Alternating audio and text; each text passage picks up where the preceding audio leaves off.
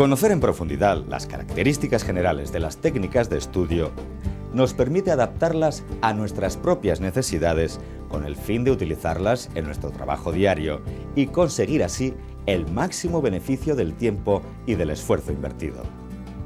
Estudiar se convierte así en una tarea mucho más sencilla, pues conocer y aplicar las distintas técnicas nos permite saber qué tenemos que hacer en cada momento, facilitando que la atención se centre en aquellos aspectos que son realmente importantes. El objetivo fundamental de esta parte del curso es dar a conocer las técnicas de estudio que permiten el aprovechamiento de las clases y de las sesiones de estudio. En primer lugar, se recogen las técnicas de aprendizaje: la prelectura, la lectura reflexiva, el subrayado, el esquema o el resumen.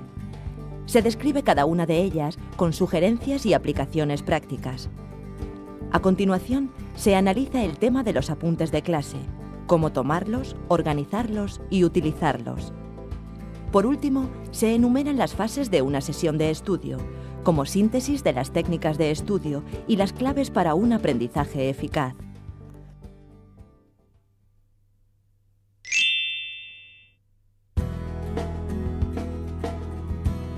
Para mejorar el método de estudio y de trabajo intelectual existe una serie de técnicas. Estas pueden agruparse en dos categorías: la destinada al análisis de los textos, en la que se incluyen la prelectura, la lectura reflexiva y el subrayado, y que agrupa las técnicas de síntesis, como el esquema y el resumen.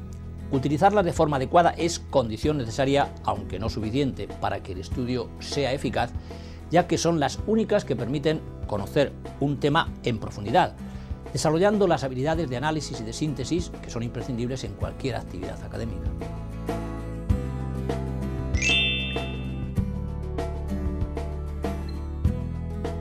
Se entiende por prelectura la acción que permite tener una idea general del tema, unos conocimientos mínimos de la materia que se va a tratar posteriormente. El objetivo de la prelectura es conocer la estructura general y las palabras clave de un determinado tema. No es una lectura completa del texto, sino que se van eligiendo párrafos y palabras. Cuando se realiza la prelectura, la atención se centra en los títulos de los apartados y distintos epígrafes. En el texto suelen destacarse algunos términos, fechas o ideas, bien en cursiva o bien en negrita. Se trata de palabras clave que resumen la idea o ideas generales del texto. Cuando no vienen resaltadas, es el estudiante quien, a partir de una lectura más reflexiva, tiene que descubrirlas. Tras la prelectura, se adquiere una visión de conjunto del tema que permitirá al estudiante entender mejor la exposición y relacionar los conocimientos aportados en clase.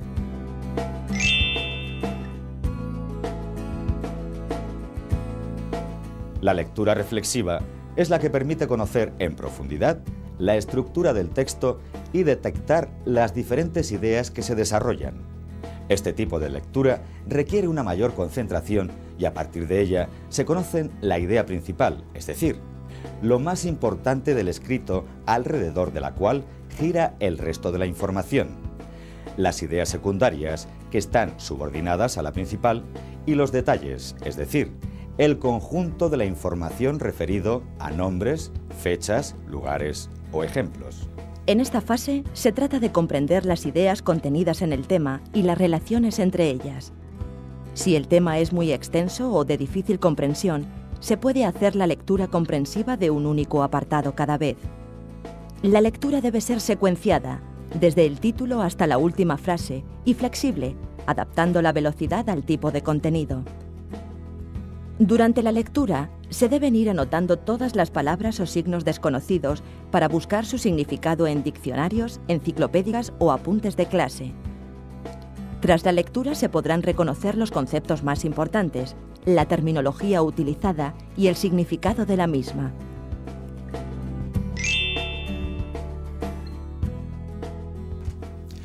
Literalmente, subrayar significa señalar por debajo con una raya. De una forma más amplia, podemos decir que subrayar es utilizar un código personal de señales y símbolos a fin de destacar los aspectos más importantes de un texto. El código es personal, es decir, Es el usuario quien debe diseñar la manera de resaltar los contenidos esenciales, tanto de los libros como de los apuntes. En cualquier caso, existen una serie de estrategias que permiten lograr este objetivo. Para subrayar se pueden utilizar líneas diferentes, como una doble línea para resaltar la idea principal, una línea sencilla para ideas secundarias y una línea discontinua para los detalles. También se pueden usar colores diferentes para cada una de las categorías. Las ideas principales pueden destacarse en color rojo, las secundarias en azul y los detalles en verde, por ejemplo. Con distintos tipos de señales se pueden enmarcar o redondear datos importantes como fechas, periodos, fórmulas. Las flechas nos ayudan a enlazar y conectar datos, ideas y párrafos que tienen algún tipo de relación. Otros signos pueden ser los corchetes, que indican que falta alguna información, o las llamadas de atención como signos de admiración o interrogación que permiten resaltar aquellos aspectos más curiosos.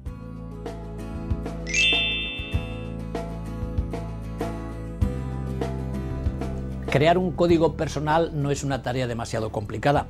Una cuestión que sí plantea más dificultades es saber cuánto hay que subrayar. Se debe subrayar la información relevante y para conocerla, antes de hacer marcas en el texto, es necesaria una lectura atenta y reflexiva del mismo. Para que la lectura sea comprensiva, hay que analizar el texto con cierto detalle para obtener una comprensión profunda. Tras esta lectura, se pueden detectar las ideas principales, las secundarias y los detalles. Si en el texto aparecen ideas o conceptos desconocidos o poco explicados, es necesario consultar otras obras para aclarar las dudas y conocerlos mejor. Una vez realizada la lectura, se puede empezar a subrayar teniendo en cuenta ciertas normas. No se subrayan renglones o párrafos completos, sino palabras clave que son las que transmiten la información. Se prescinde, por tanto, de artículos, preposiciones, conjunciones o perífrasis que no sean esenciales para entender el texto. Las palabras clave suelen ser nombres, conceptos, lugares, teorías, personas, etc. También lo son las fechas, fórmulas o equivalencias. Cuando el texto enumera una serie de características, se enmarca el concepto general y se subraya cada uno de los elementos de la serie. En el texto, el aparato respiratorio está formado por las fosas nasales, la laringe, la tráquea y los pulmones. Se subrayan las palabras aparato respiratorio, fosas nasales, laringe, tráquea y pulmones. Para resaltar el concepto general, se puede utilizar un recuadro. Si se trata de una comparación entre las características de distintos conceptos, se subrayan estos y sus similitudes y diferencias. En el texto, los pueblos nómadas se dedicaban fundamentalmente a la ganadería, mientras que los sedentarios eran agricultores. Se resaltan con recuadros los conceptos nómadas y sedentarios, y se subrayan las palabras ganadería y agricultura, una de las características que les hace diferentes. Para establecer conexiones entre el concepto y su cualidad, se pueden utilizar flechas. Se subrayan las definiciones de los conceptos principales y algunos de sus ejemplos. En el texto, el sistema solar es el conjunto de planetas y satélites que giran alrededor del Sol. La Tierra y la Luna forman parte de este sistema. Se subraya el concepto y su definición, y las palabras Tierra y Luna, que son algunos ejemplos de sus componentes. Cuando se plantea una cuestión y varias de sus respuestas, se subraya la pregunta y los diferentes planteamientos que surgen tras ella. En el texto, ante la cuestión de qué pasó con los dinosaurios, algunos creen que desaparecieron por los cambios climáticos y otros que como consecuencia de una lluvia de meteoritos. Se subraya la pregunta resumida en las palabras ¿qué pasó? Y dinosaurios, y después las respuestas que se recogen en las palabras cambios climáticos y lluvia de meteoritos. Para indicar que son dos respuestas diferentes, se pueden utilizar números. Cuando se explica un suceso atendiendo a sus causas y sus efectos, se subrayan ambos componentes. En el texto, si calentamos el agua a una temperatura de 100 grados centígrados, ésta se evapora.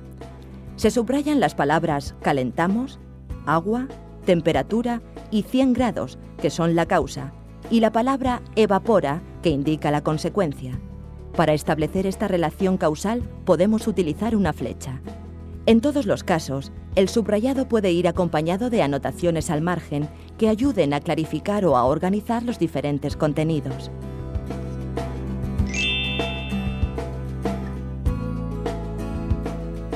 El esquema es el esqueleto del texto y en él quedan recogidas las ideas principales y las secundarias que se han detectado tras la lectura y el subrayado.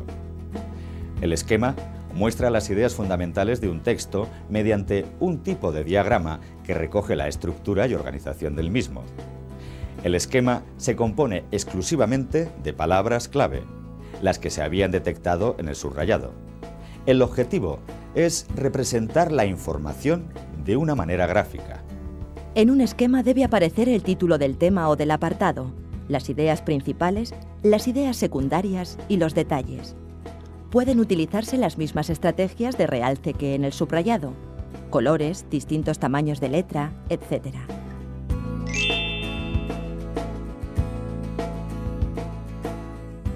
Hay varios tipos de esquema, aunque los más utilizados son el esquema de llaves, el esquema de árbol y el esquema numérico. También se puede organizar la información en un cuadro sinóptico y en un organigrama. El esquema de llaves es el más gráfico de los mencionados. Con una simple mirada se visualizan las ideas principales del texto. Para llevarlo a cabo, es necesario detectar las ideas principales recogidas en un determinado epígrafe. Desde el título del apartado, se abre una llave que recoge esas ideas principales y tras cada una de ellas se abren nuevas llaves que recogen las ideas secundarias con las que están relacionadas. Nuevamente, si es necesario, se abren otras llaves para especificar e incluir otros contenidos.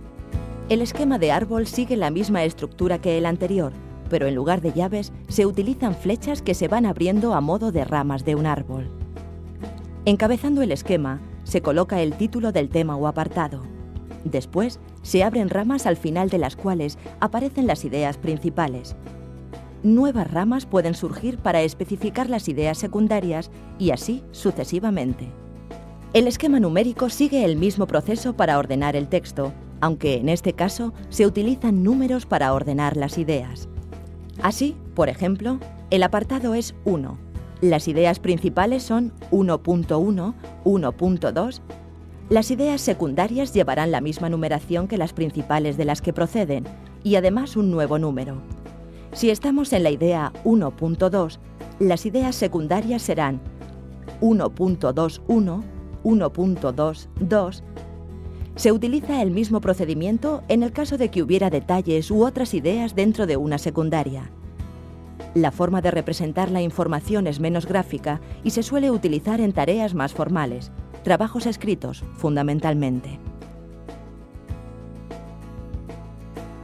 El cuadro sinóptico es una técnica de síntesis muy útil cuando en el estudio de un tema es necesario comparar varios conceptos. Proporciona una visión global de todo el tema y permite ver la relación existente entre las ideas. Para elaborar un cuadro sinóptico se confecciona una tabla de doble entrada. En los encabezamientos de las filas se sitúan las ideas fundamentales del tema.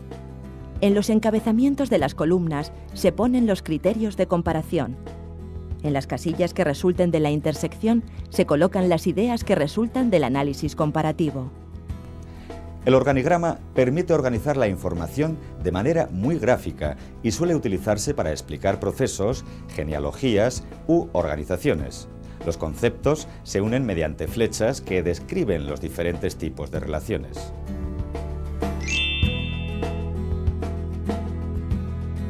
En cualquiera de sus versiones, el esquema permite repasar los contenidos más importantes. Por eso es conveniente realizar esquemas de todos los temas de las distintas asignaturas. Estos se pueden recoger en cuadernos o fichas para poder repasarlos siempre que sea necesario. Los esquemas se deben completar con la información recogida en los apuntes de clase o en cualquier otra fuente que se haya consultado. Resumir es sintetizar. Hacer más pequeña una información, sin olvidar por ello las ideas más importantes. El resumen tiene que ser breve, conciso y claro, y el estudiante debe redactarlo con sus propias palabras.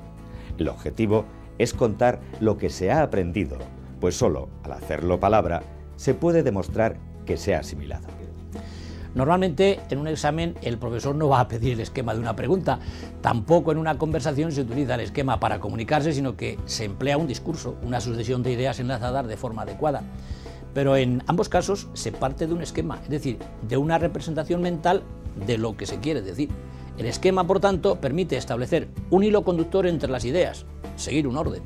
El resumen se obtiene al añadir otras palabras que den sentido y relacionen las ideas recogidas en el esquema. El resultado es, de nuevo, un texto con frases completas. Para elaborar un resumen es necesario seguir un orden lógico. Por eso el esquema es de gran ayuda. A partir del título se enlazan las ideas principales, de manera que en las primeras líneas ya queden recogidos los aspectos fundamentales. En sucesivos párrafos se desarrollan brevemente las ideas principales, uniendo las secundarias y los detalles. Para ello se utilizan palabras que sirvan de unión y que clarifiquen la relación que existe entre unas ideas y otras. En la elaboración del resumen es esencial cumplir los criterios de orden y brevedad. Por ejemplo, un resumen sobre el tema de los movimientos terrestres puede quedar del siguiente modo. Los movimientos más importantes de la Tierra son los de rotación y traslación. La rotación es el movimiento que realiza la Tierra alrededor de su eje. Aproximadamente tarda en hacerlo 24 horas. La traslación es el movimiento alrededor del Sol que se completa en unos 365 días. Otros son el de precesión, movimiento del eje de la Tierra, y el de nutación, debido a la Luna. Las técnicas de prelectura, lectura reflexiva, subrayado, esquema y resumen permiten conocer un tema en profundidad, asimilarlo y retenerlo. La prelectura y lectura reflexiva permiten conocer la estructura del texto, sus ideas y las relaciones que se establecen. El subrayado permite destacar los diferentes tipos de ideas que aparecen en un texto. Previo a este, hay que realizar una lectura atenta y reflexiva. El esquema es el esqueleto de la información.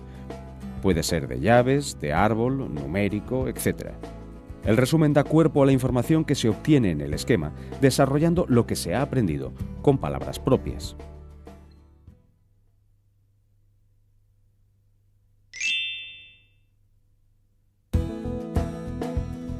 Los apuntes que se toman en clase o en cualquier situación de similares características son notas que permiten organizar la información, aclarar dudas y conectar unas ideas con otras. Al tomar apuntes se realiza una tarea de síntesis esencial a la hora de aprender conocimientos. Además, es en el momento de escribir cuando es posible constatar si se comprende una idea o no. Por tanto, tomar apuntes es una habilidad imprescindible para todo estudiante. La clave para tomar apuntes podría recogerse en las siguientes fases: escuchar, interpretar, sintetizar y anotar. Escuchar significa prestar atención, meterse por completo en el tema objeto de estudio con los 5 sentidos. No basta con oír, sino que hay que entender lo que se está escuchando. Una vez obtenida la información, llega el momento de interpretarla, esto es, adaptarla a nuestro propio vocabulario y modo de entender las cosas. El objetivo es descubrir cuáles son las ideas esenciales de lo que se está escuchando en clase, porque así se habrá conseguido sintetizar la información para después poderla anotar.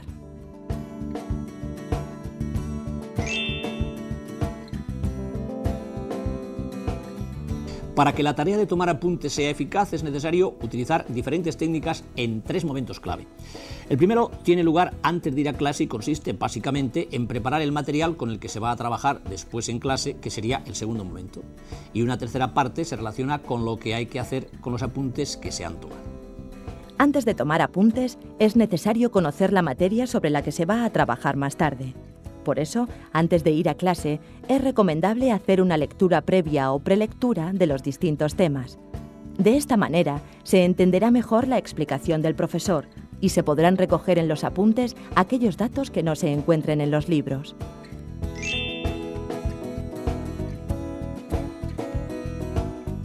Para tomar apuntes es necesario poner en práctica unas habilidades que permiten sintetizar, es decir, resumir lo que se está escuchando. No se trata de transcribir todo lo que se oye, sino de anotar lo más relevante, lo que permita tener un conocimiento completo del tema. Para distinguir el grado de importancia de la información recibida, hay que atender a la exposición del profesor y al énfasis que pone en cada tema. Ante la imposibilidad de copiar una explicación tal y como se expresa, el estudiante debe anotar los contenidos utilizando palabras clave, prescindiendo de aquellas otras que tienen sentido en la exposición oral, pero que no aportan información en los apuntes. Por ejemplo, los apuntes de una exposición sobre el sistema nervioso pueden quedar del siguiente modo. El sistema nervioso está formado por el cerebro y los nervios.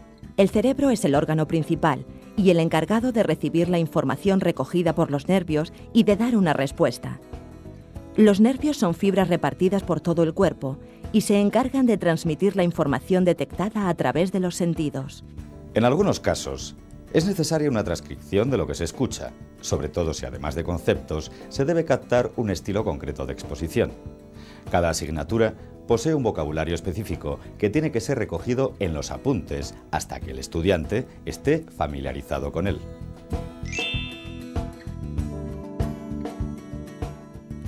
Es conveniente prestar atención a la presentación de los apuntes para que puedan ser utilizados como material de consulta. Para ello es necesario escribir con claridad, mantener la horizontalidad, cuidar la ortografía y reglas de puntuación.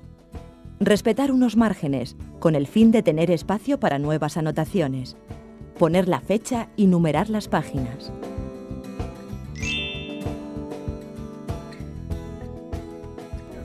Una vez se hayan tenido en cuenta todas las recomendaciones, comienza la tarea de tomar apuntes.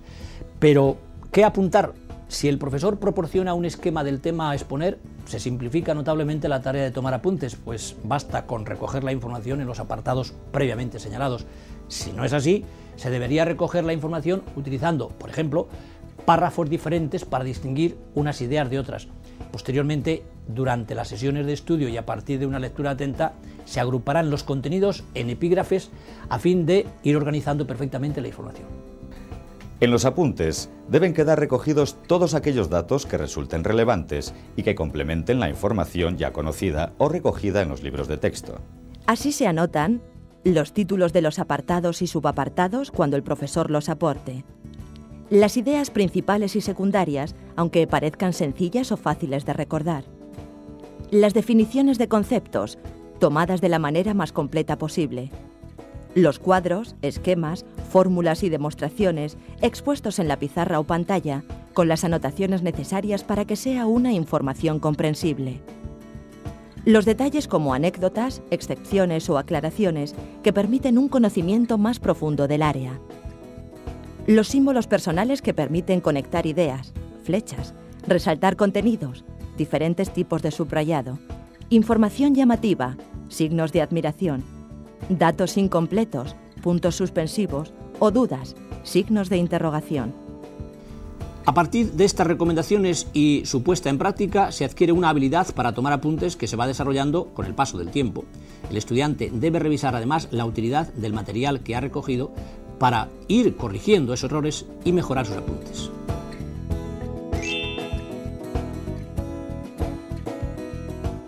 Una vez tomados los apuntes, hay que revisarlos cuanto antes. Si se ha dejado alguna información sin recoger, es necesario comparar los apuntes propios con los de algún compañero o preguntar directamente al profesor.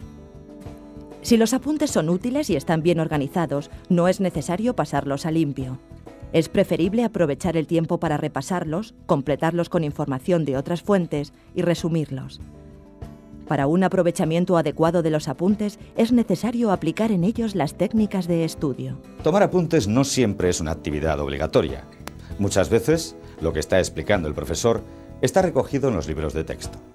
Ahora bien, tomar notas de la exposición permite mantener un nivel de atención adecuado y constituye una parte muy importante de lo que será la sesión de estudio posterior. Al escribir determinadas ideas, se organizan los datos, se plantean algunas dudas, se revisan conceptos, se aprenden nuevas palabras, etc. Por eso, tomar apuntes no es solo esencial por la información que recogen, sino porque permite desarrollar habilidades muy útiles en el estudio. Tomar apuntes es una de las tareas principales que el estudiante realiza en clase. Antes de empezar, es conveniente realizar una prelectura del tema sobre el que se hablará en clase con el fin de favorecer la comprensión. Para que este material sea realmente útil, debe recoger la información relevante de la exposición y todas aquellas anotaciones que sirvan para aclarar ideas, entender un procedimiento o ampliar contenidos. después de clase es necesario dedicar un tiempo a completar los apuntes y a organizar la información.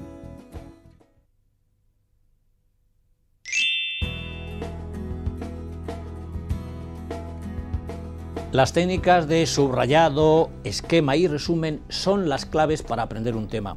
Gracias a estos procesos la información se ha comprendido, sintetizado y relacionado.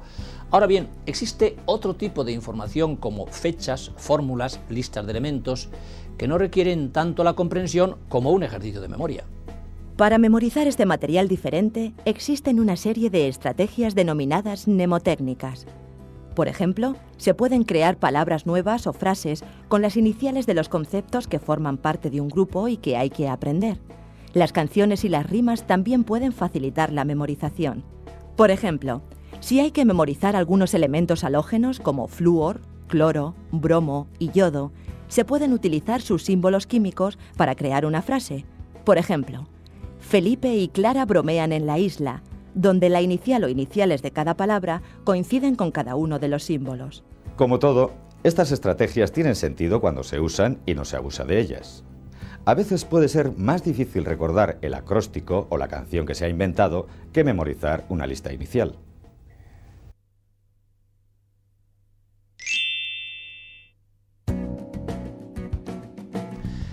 Una vez adquiridas las nociones básicas sobre las técnicas de estudio, llega el momento de darles una utilidad y concretarlas en fases o pasos. La organización de las sesiones de estudio debe permitir la realización de todas aquellas actividades necesarias para llevar al día las materias, desarrollar las distintas habilidades e ir profundizando en los distintos contenidos.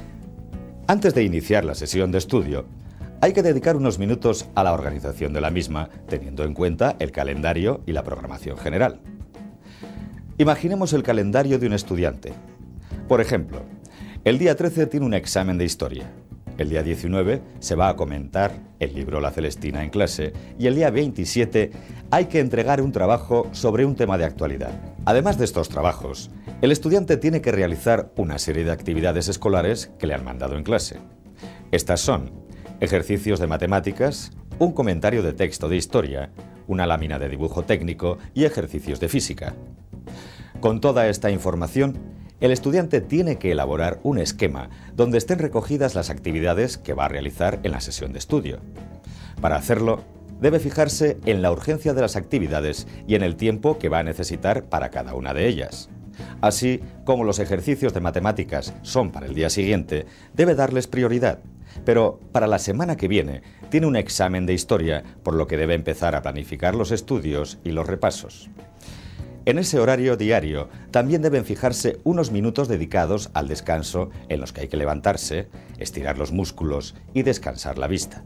La planificación de la sesión de estudio puede quedar del siguiente modo. En primer lugar, se dedica a las matemáticas, empezando por repasar los conceptos teóricos para hacer después los ejercicios. Después de unos minutos de descanso, estudiar historia, aplicando las técnicas de subrayado y esquema que ya conoces, y haciendo posteriormente el comentario de texto. Al alternar el trabajo con matemáticas e historia, se consigue que sea más llevadero, ya que son asignaturas muy diferentes. Después del descanso, dedicarse a la física, empezando por estudiar el tema para después hacer los ejercicios. Para realizar el trabajo sobre un tema de actualidad, se debe consultar la prensa, dedicando unos minutos a leer titulares y recoger noticias, y más adelante profundizar en el tema consultando distintas obras de referencia. Por último, hacer la lámina de dibujo si queda tiempo, pues es algo que tiene que entregarse la semana que viene. Lo que sí se ha propuesto es leer un capítulo del libro La Celestina cada día, aunque sea fuera del tiempo de la sesión de estudio. Para estudiar un tema es necesario aplicar las técnicas de subrayado, esquema y resumen, además de tener en cuenta las claves del repaso. Después de haber hecho el esquema de un determinado apartado, es necesario dedicar un tiempo para memorizar el contenido. Esto no se hace de una forma mecánica, sino de una manera activa.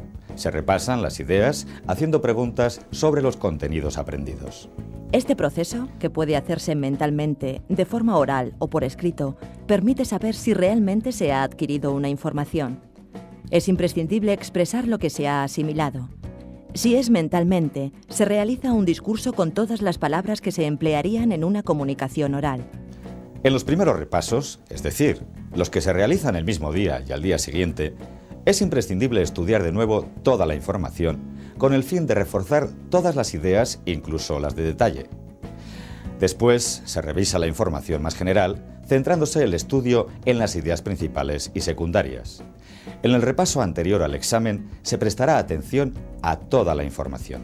Por ejemplo, el estudiante que tiene un examen la semana que viene debe organizarse de manera que durante esta semana pueda estudiar casi todo o la mayor parte del material que tiene que aprender.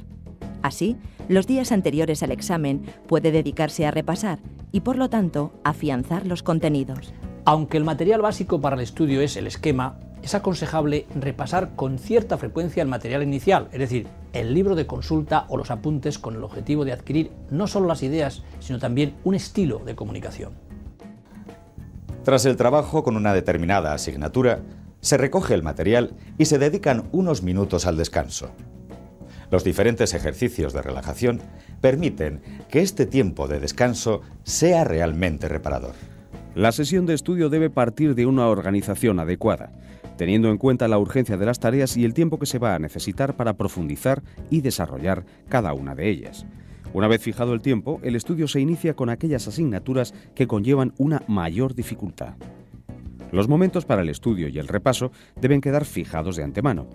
En las sesiones de estudio deben incluirse unos minutos de descanso, preferentemente entre los cambios de actividad.